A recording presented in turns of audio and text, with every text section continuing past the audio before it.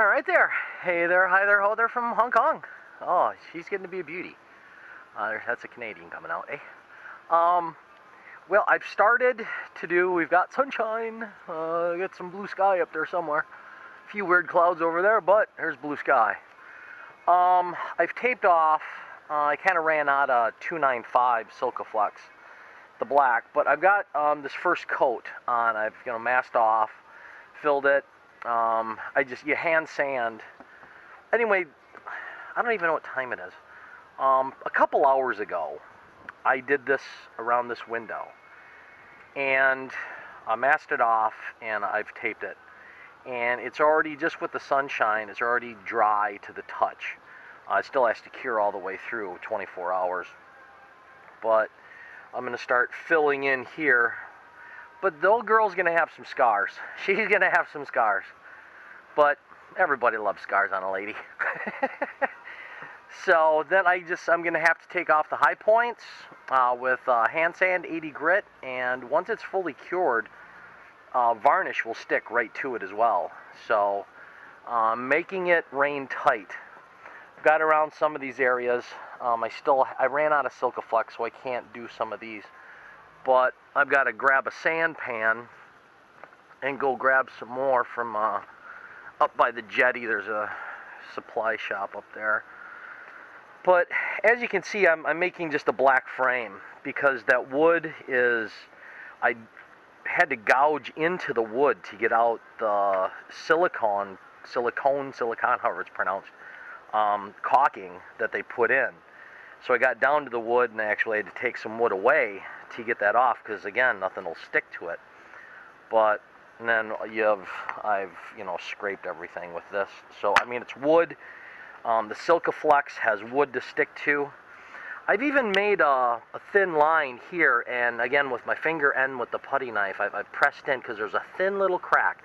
We had some wood shrinkage, but there was not a lot I could do with that other than to, again, make it rain tight. So using Silkaflex to do that. And it's just a thin line. So this one I've got done. All around the windows is done. I'm going to go get some more Silkaflex. And I'm going to mask off these other areas, like where the screw is right there. There is a dowel there. That screw goes into a dowel. And it's holding it in. So there's a screw here, and on the other side there's another screw on this board.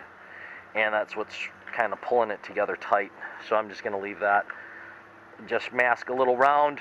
It'll have just a little black Silkaflex cover on it, then varnish over the top of it. Those are the scars that she's going to have from previous neglect, but I still love her.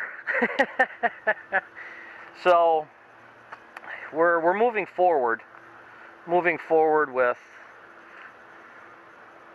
getting it rain tight, and then I've kind of gone around on these handrails. On the handrails, I've just did an initial white Silkaflex around here. And I've just got that because, again, it's sandable. I'm going to sand it, but the white polyester urethane paint is going to come up to where that line is. So I needed to make it so no water's going in because there are screw holes here, so if water's going to get down there, it's going to hit that wood. And I didn't want to do that. So that's in. Again, that's dry. That was done early this morning. I've fixed this. I've got plugs I can put in there. But after looking at it, I will be sanding these down as well. I'm just going to take it all down, back down to the raw wood. But nothing's going to get down into here. So by the end of the day today, all of these are going to be all Silkaflex to cure. This line here will have black. This one down here will be white Silkaflex. I'm going to be able to prime this at the end of the day. And I'm pretty much going to only need another day of sanding on that front. And, finish this sanding. Get everything up to here. This edge here, I'm going to need to get this all ready. I can mask this off because I can still sand down here. But if I can get this area right here, this whole area, if I get this ready in the next couple days, get varnish on this rub rail here, get varnish over the top of that, so that's good, I can actually set the panels down, and then I will not be needing to use the gen set as much, because we've got sun coming out, and if I've got 40 amps to charge up a battery bank, I'll be able to do that, because with the sander, and all I'm going to do is I'm just going to hook up the battery charger, a Victron, I think it's 100 amp, it's 24 volt 100 amp bank, so it should charge it up pretty quick, and that it'll be just going to put in a 460 amp hour, yeah, 470, something like that, amp hour battery bank. So I've got some sunshine, so I'm able to do some stuff. But that's where I'm at. She's starting to look good. I'm starting to fill in these little holes, make it rain tight. Even though she has scars, it's going to be a good girl. She's going to be a happy girl. So, alright guys, I'll make one more video when I finish today. We'll talk to you soon. Be good, be safe, be well. Bye-bye. Alright, here we are. It's close to 4 o'clock, I think. I've sanded down all the handrails. That's done. I've done some more sanding since the last video. But the main thing is, and I ran out of black 295 UV Silcaflex. I've got these areas that I've repaired. They've been Silcafluxed. All of our joints, all the way around the windows, as you can see, it had that, I don't even know what it's called, but that piece of trim that holds in our glass here. It was just way beyond the point where I could, sand it down, because there was silicone caulking in there to cut away a bunch of it. So what I've done is use brass nails, got it all nailed in good and tight. The glass is tight. I've masked everything off, and then I've put Silcaflex. This is 295 UV protection all the way around. So it's only been, half a day here. It's got to cure overnight, and then probably tomorrow afternoon I'll be able to take some 80 grit sandpaper and just take off the edges to it, and then the next day it'd be ready to actually varnish. It'll be 48 hours. This area here, I've got to sand this down. This I have to sand down. These little blobs that you see here, I've got to sand it back down. Though there are plugs, teak plugs in there where there's screws, and the screws are in at an angle there, and they go this way. And there's also dowels in, etc. So where this goes in, it just was beyond take out the plug and put a new one in. I had wood that was kind of gone. So what there's going to be is there's just going to be, as you can see, like here's a plug, and that.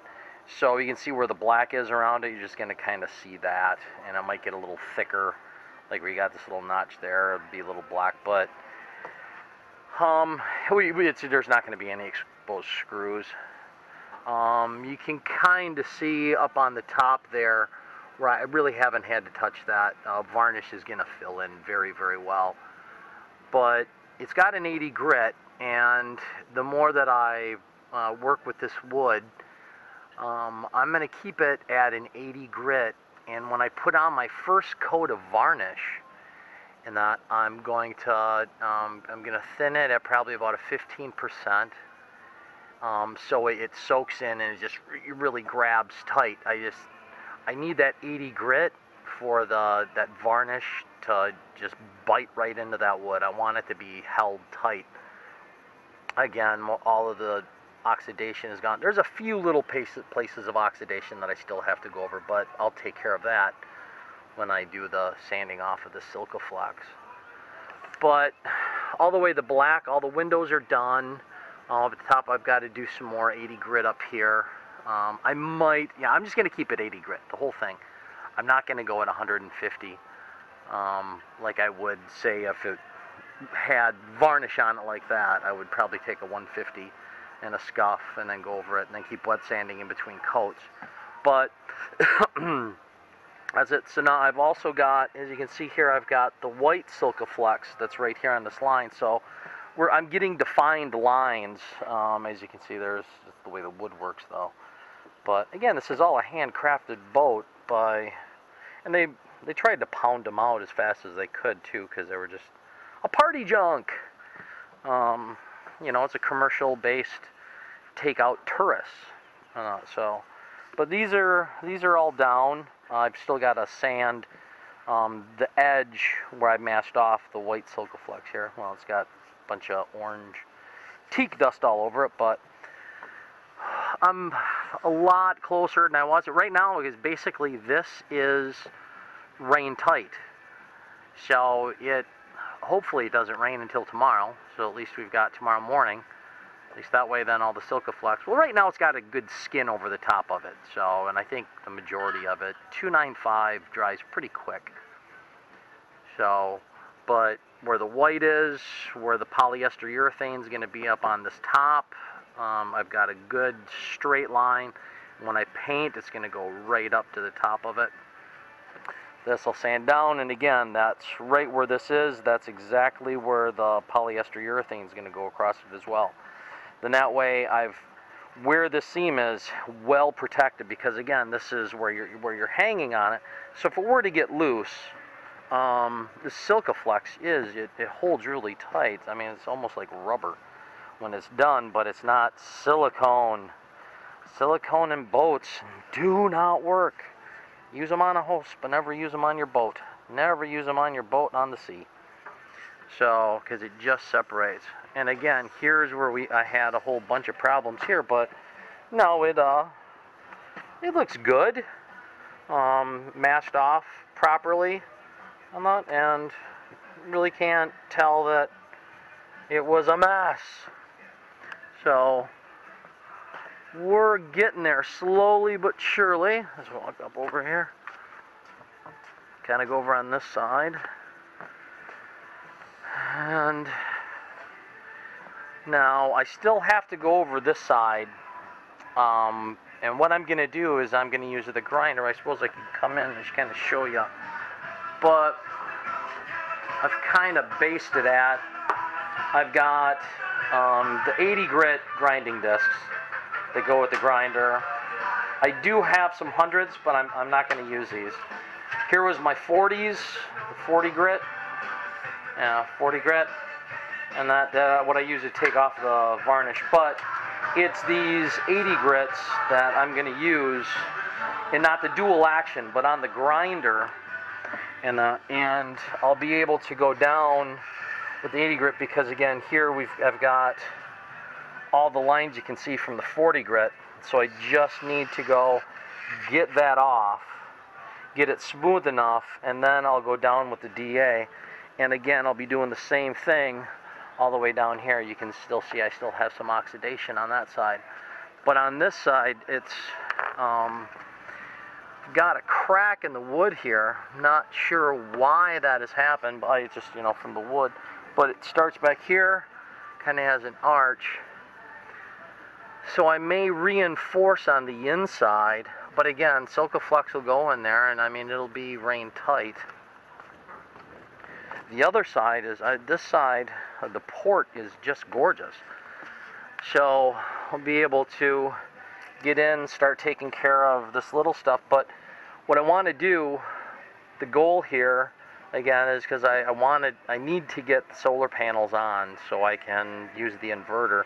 But I'm going to get everything up to this point here. So because again, I've got to put Silkaflex down here, because this is a very common place that leaks on these Chinese junks.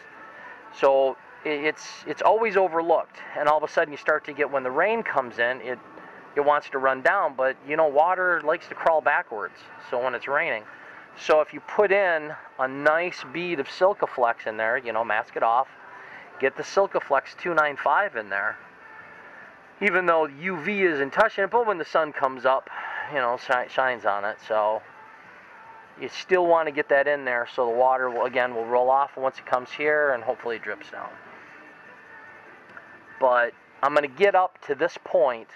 I'll varnish this, get this all varnished, get 3 coats of varnish, or 4, really good coats of varnish on everything. See, I have to do the bottom of my handrails. Forgot about that because I did the top and then I went to lunch. So, but I want to get to this point because then once I have this all varnished, the handrails, this bump rail here, and the pilot house forward, have that all varnished, put the polyester urethane down, I'm good. I'm good to where I mount the solar panels. So then I'll have the solar panels up, and then I can come back and I can do lower here, I can do this. So probably in another week I can have, all of this done, and then, get the windows, but I'll have power. That's the key. I've got to get power. Power is my focus right now. Well, I mean, power's not the absolute focus. It's to put this girl back to life. Get those 2 engines just purring on some vegetable oil, recycled. What do they call it here in Hong Kong? They call it gutter oil. When you go and you recycle cooking vegetable oil, when you recycle it, they call it gutter oil, which is kind of unique. I don't know what they call it in the rest of the world, but that's just what they call it here. So we're going to be running on gutter oil. She's going to be my gutter girl. But the Bigfoot, and I was talking to, there's a gentleman over on row 4 in the marina here, and he's French, and he said it's Le Grand Pierre or something like that. The D in Pied, Le Grand Pied. He says there's like the best, like the number 1, the top of the list best, and not but a direct translation is the Bigfoot. So I'm gonna still keep it. I'm giving this Bigfoot a pedicure. So it's coming along, guys. That's what I'm doing. I'm calling her a day. Music's going good. As you can see, I got beer. I got an esky full, and got one right there. In fact, I'm ready for a new one. Okay, that's what's going on here, and I'm calling it a day. So, what time is it? It's 4 o'clock. Good time to start drinking on a Tuesday. All right, be good, be safe, be well. Bye-bye.